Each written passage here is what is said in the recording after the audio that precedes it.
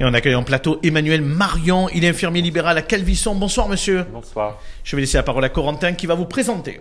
Oui, vous êtes infirmier libéral à Calvisson et vous avez créé une page Facebook intitulée Infirmiers libéraux en colère Occitanie, suite à la création d'un même collectif au niveau national. Alors applaudi lors de la crise sanitaire, vous vous sentez aujourd'hui délaissé, maltraité dans votre quotidien, aux côtés des malades tous les jours de l'année. Vous subissez tous les inconvénients de la crise énergétique et notamment l'inflation des prix des carburants.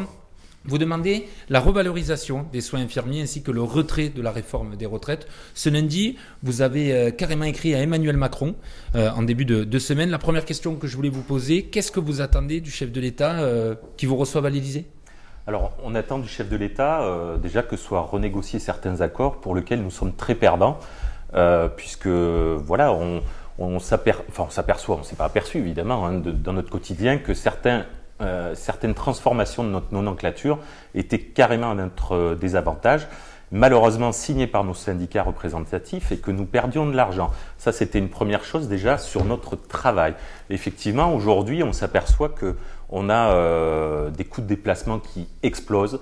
Il faut quand même savoir que notre dernière revalorisation au niveau de nos déplacements date de 2012 et nous nous déplaçons à domicile pour 1,25 €. Voilà. 1,25 €, 10, 15, 20 km. Alors que ça vous coûte à peu près combien par mois là actuellement ? Vous êtes passé. Aujourd'hui, nos budgets d'essence, je ne peux pas le chiffrer comme ça, mais ils ont été multipliés par 2, parfois par 3, quoi, chez certains collègues qui évoluent en campagne, en semi-rural ou en rural, évidemment. Les coûts explosent encore plus que l'urbain. Mais est-ce que cette crise économique, elle n'est pas simplement conjoncturelle ? Probablement que ça va passer. Est-ce que vous pensez que l'essence va rester aussi élevée ? Est-ce que cette crise inflationniste va être encore là dans 6 mois, dans 1 an ? Alors moi, je ne suis pas un économiste, donc ce n'est pas à moi de répondre à cette question. Par contre, ce que je peux vous dire, c'est que rarement les prix descendent. Rarement les prix descendent. Les seules choses que je vois stagner à l'heure actuelle, c'est les salaires des gens. C'est des conditions qui ne s'améliorent pas, qui sont de mal en pis. Et voilà, et on fait partie aussi de ces professions qui sont au contact des gens. Et on mesure aussi notre problématique à nous, mais aussi la problématique des gens dans leur quotidien. Bien sûr. Voilà, il apparaît qu'on a quand même une patientèle qui est essentiellement faite de personnes âgées. Et on voit les difficultés qu'ils traversent aujourd'hui. À titre personnel, je vois des gens qui ne se nourrissent plus tous les jours. Je pense qu'éthiquement parlant, on a un problème. 7e puissance mondiale, on a un problème. Voilà. Je pense que ça c'est un mythe maintenant, excusez-moi, mais Oui, pardon. Rapprochez-vous du micro. Vous parlez de la 7e ou... Ouais, oui, peut-être. Bon, disons que c'est dans les chiffres. On est plus proche d'en bas que... Non, mais jusqu'où on va aller comme ça Je suis entièrement d'accord avec vous. Jusqu'où on va aller comme ça, sachant que quand même on voit des bénéfices records dans d'autres choses. Tout à fait. Je veux dire, si on avait la possibilité de soulever cette caméra, on verrait aujourd'hui la petite phrase qui est derrière moi, qui montre, je m'excuse, je vais la nommer, les abus de quelques-uns compromettent les avantages de tous. Aujourd'hui, je pense qu'on est complètement là-dedans, c'est-à-dire que on a, je vais prendre l'exemple de Monsieur Attal hier qui fait une proposition pour les hôpitaux publics de 600 millions et à côté de ça, on a l'État qui va injecter 1,3 milliard dans Orpea. Voilà.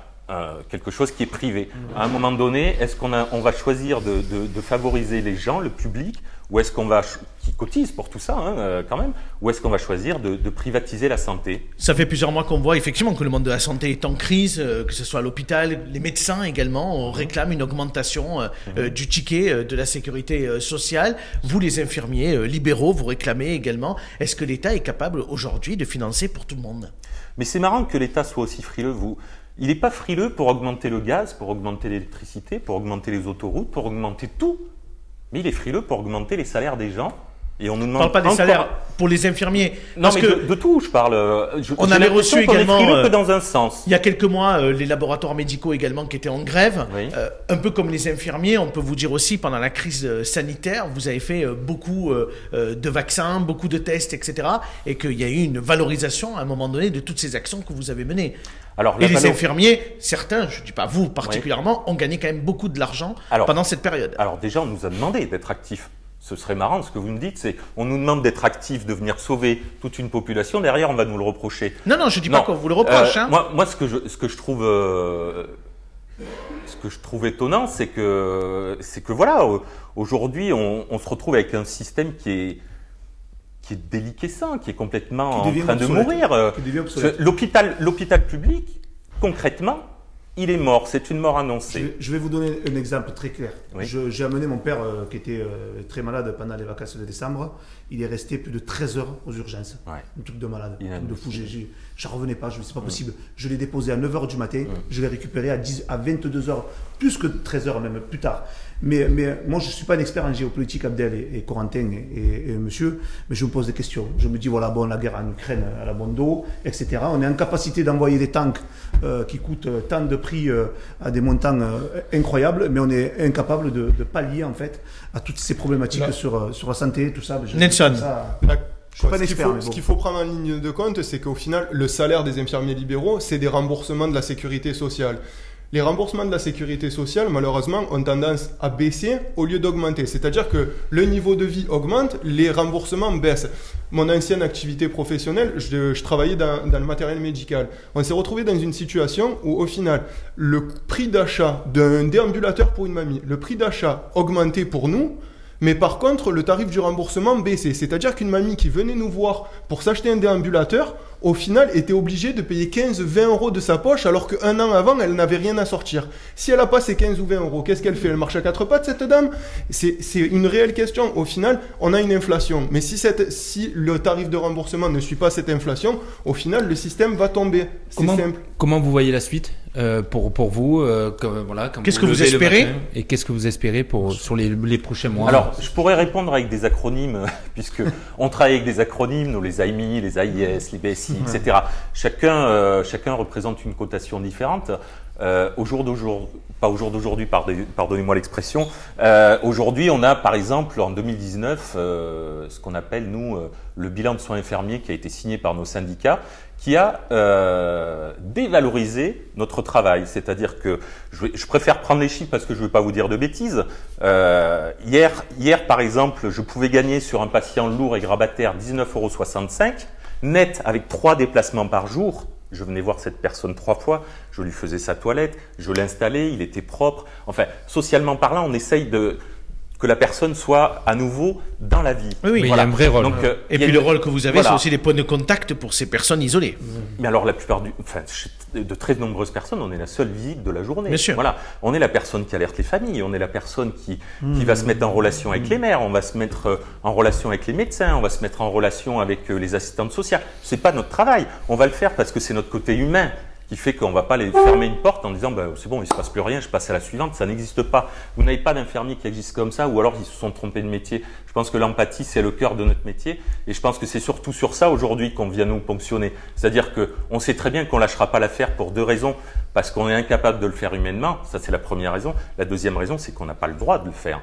Nous, on assure une continuité de soins qui est obligatoire. On n'a pas le droit de fermer un cabinet. Est-ce que vous avez pris contact avec l'agence régionale de santé ici dans le département en Occitanie pour faire remonter vos doléances? Alors, on n'est pas passé absolument par des réseaux.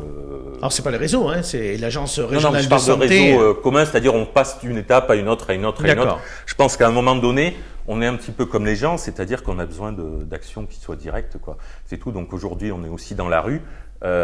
Pour la réforme des retraites, d'ailleurs. Pour la réforme des retraites, il faut quand même savoir que les retraites des infirmiers libéraux, c'est 67 ans.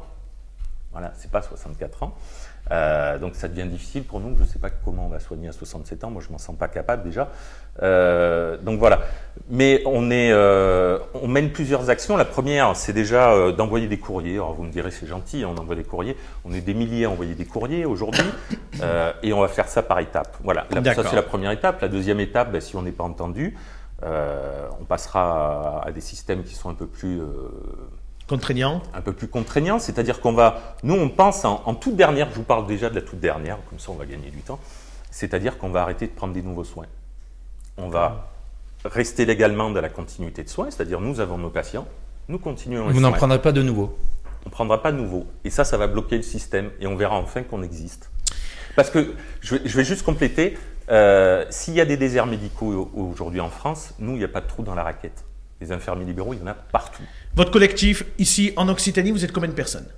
Combien d'infirmiers aujourd'hui? Aujourd'hui, tout simplement, on est aux alentours de minimum 2500 à 3000 infirmiers libéraux. Le chiffre grossit tous les jours sur l'Occitanie. Merci beaucoup, Emmanuel Marion, d'avoir été avec nous. On vous libère.